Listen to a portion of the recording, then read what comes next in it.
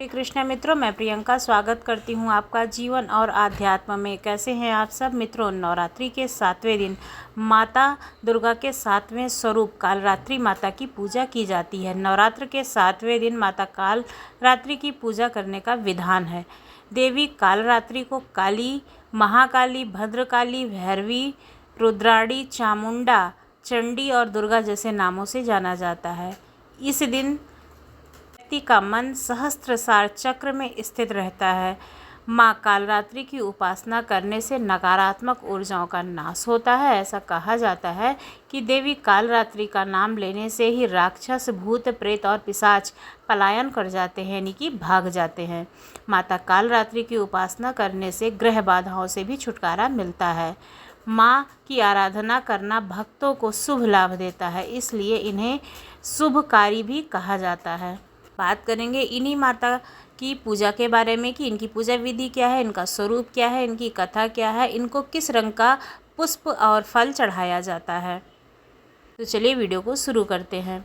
देवी कालरात्रि माता दुर्गा के 9 रूपों में से 7वीं शक्ति हैं। इनका रंग कृष्ण वर्ण का है और इन्हें काला रंग अत्यंत प्रिय है, इसलिए उनको कालरात्रि कहा जाता है। माता कालरात्रि की 4 भुजाएं हैं, जिसमें बाएं हाथ की 2 भुजाओं में कटार, लोहे का कांटा धारण करती हैं और दाहिने हाथ अभय और वर मुद्रा में हैं।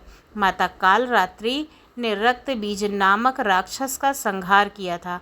असुरों का राजा रक्त बीज का वध करने के लिए ही माता दुर्गा ने अपने तेज से माता कालरात्रि को उत्पन्न किया था। माता कालरात्रि के 3 नेत्र हैं और इनका वाहन गधा है।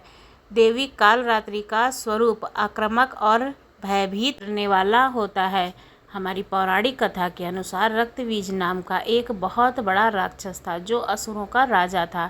इसके पास बहुत सारी शक्तियाँ थी, जिस वजह से वह सभी देवताओं को परेशान करता रहता था। रक्तबीज ने यह वरदान प्राप्त किया हुआ था कि जब उसके खून की बूंद धरती पर गिरेगी तो बिल्कुल उसके जैसा ही एक शक्तिशाली दानव बन जाएगा।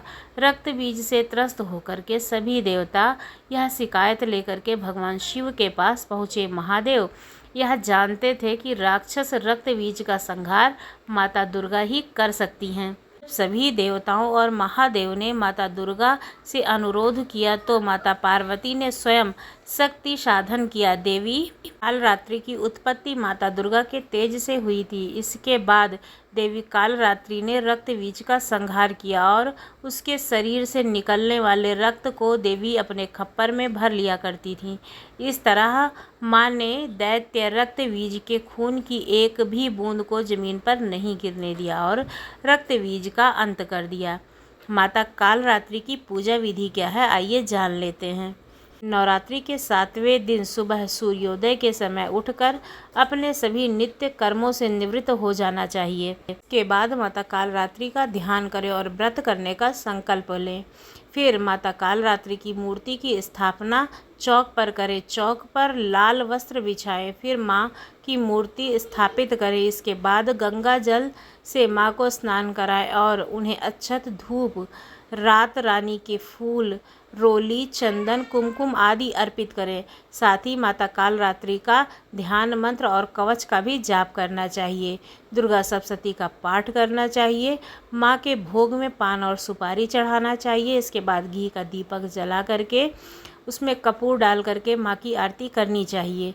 फिर प्रसाद सभी लोगों को वितरित करके स्वयं खाने के बाद ही उठना चाहिए। आपको माता कालरात्रि की पूजा विधि और सारी जानकारी कैसी लगी ज़रूर बताइएगा। यदि अच्छी लगी हो तो हमारे चैनल को सब्सक्राइब करना ना भूलिएगा। धन्यवाद।